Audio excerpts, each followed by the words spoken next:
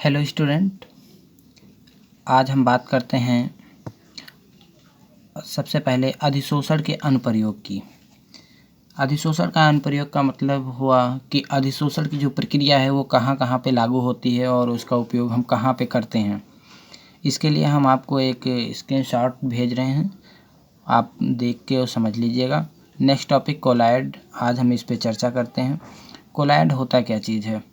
तो कोलॉइड को समझने के लिए हमें दो चीज़ें और समझनी होंगी। एक तो होगा वास्तविक विलयन, दूसरा होता है निलंबन विलयन। वास्तविक विलयन में जो कण होते हैं वो बहुत ही सूक्ष्म होते हैं, यानी कि 1 नैनोमीटर से भी छोटे होते हैं, जो कि हम नग्न आँखों से नहीं देख सकते हैं।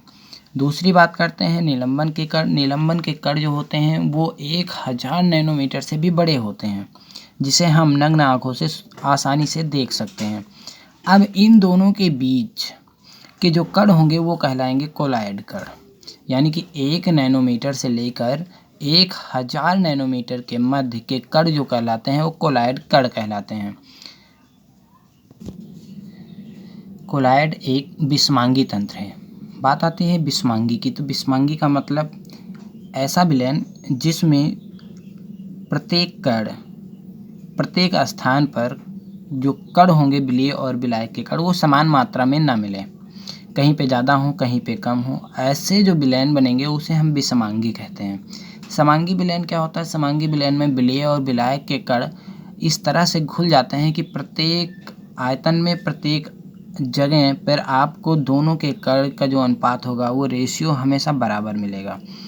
तो यहाँ पे विषमांगी तंत्र है, यानी कि ये कोलॉइड जो कण होते हैं ये विलायक यानी कि प्रक्षेपित माध्यम में घुले होते हैं और ये समान रूप से बिखरे नहीं होते हैं। आगे देखते हैं जिसमें कोलॉइड कण। कोलॉइड कण का मतलब 1 नैनोमीटर से 1000 नैनोमीटर के मध्य के जो कण होंगे, जिनकी साइज आकार 1 नैनोमीटर से लेकर 1000 नैनोमीटर के मध्य हो, बहुत ही सूक्ष्म मात्रा में, यानी कि एज ए विलीय, जैसे विलीय होते हैं।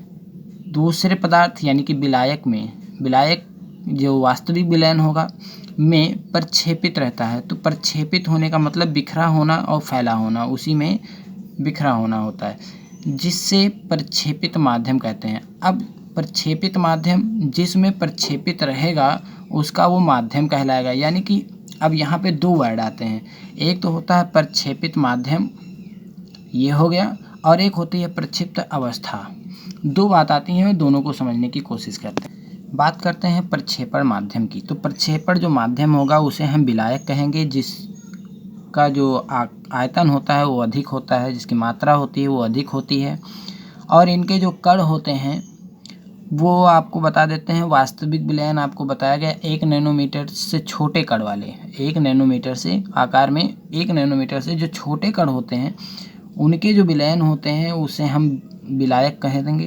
तो उस प्रकार के वास्तविक जो विलयन होगा तो वो प्रक्षेपण माध्यम कहलाएगा, जिसमें सूक्ष्म विलीय यानी कि कोलॉइड के कण मिले होते हैं, तो वो कहलाता है प्रक्षेपण माध्यम। क्या कहलाएगा? प्रक्षेपण माध्यम।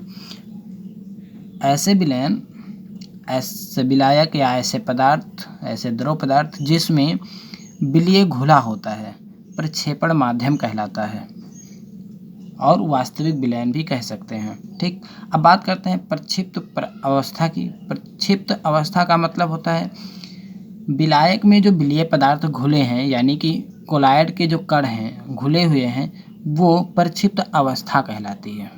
क्या कहलाएगी? प्रक्षिप्त अवस्था। इनके जो कणों की साइज होगी वो कोलॉइड कण के साइज के बराबर है, यानी कि 1 नैनोमीटर से लेकर 1000 नैनोमीटर के मध्य। कोलॉइड कण की साइज 1 नैनोमीटर से लेकर 1000 नैनोमीटर के मध्य जो साइज है वो कोलॉइड के कण कहलाते हैं। और कोलॉइड कण बहुत ही सूक्ष्म मात्रा में प्रक्षेपण माध्यम में बिखरे होते हैं, प्रक्षिप्त अवस्था में होते हैं, इसलिए इन्हें प्रक्षिप्त अवस्था भी कहा जाता है। प्रक्षेपण माध्यम तथा प्रक्षिप्त अवस्था के परस्पर अन्योन्य क्रिया के आधार पर कोलॉइड को दो भागों में बांटा गया है। कोलॉइड को दो भागों में बांटा गया है। नंबर 1 है द्रव रागी कोलाइड और दूसरा है द्रव विरागी कोलाइड। अब द्रव विरागी और द्रव रागी दो बातें हैं। द्रव रागी का मतलब होता है विलायक के साथ स्नेह धारण करने वाला, जो विलायक के साथ लगाव रखे, जिसके प्रति बंधुता अधिक हो, भाईचारे की भावना जहाँ पे ज़्यादा होगी। जैसे अगर प्रक्षेपण माध्यम के साथ अगर प्रक्षिप्त अवस्था के कण आसानी के साथ भाईचारे के साथ अगर आते हैं रहते हैं तो ये कहलाएगा द्रव रागी। अगर प्रक्षेपण माध्यम के साथ प्रक्षिप्त अवस्था के कण लड़ाई झगड़ा करेंगे, भाईचारे के साथ नहीं रहेंगे तो ये कहलाएंगे द्रव विरागी कोलाइड। डिटेल देख लेते हैं। प्रक्षिप्त प्रावस्था तथा प्रक्षेपण माध्यम के मध्य अन्योन्य क्रिया, यानी कि जब दोनों को मिलाया जाए तो उनके बीच जो परस्पर क्रिया होती है उसे कहते हैं अन्योन्य क्रिया, यानी कि अणुओं के बीच जो क्रिया होती है। क्रिया की प्रकृति के आधार पर, यानी कि उनकी प्रकृति कैसी है, दोनों आपस में मित्रतापूर्वक रहते हैं, झगड़ा कर रहे हैं, एक दूसरे के प्रतिद्वंदी हैं, उसकी प्रकृति के आधार पर कोलाइडों को दो वर्गों में बांटा गया है। नंबर 1 द्रव रागी कोलाइड और दूसरा है द्रव विरागी कोलाइड। नेक्स्ट वीडियो में हम द्रव रागी और द्रव विरागी कोलाइड के बारे में चर्चा करेंगे। Thank you.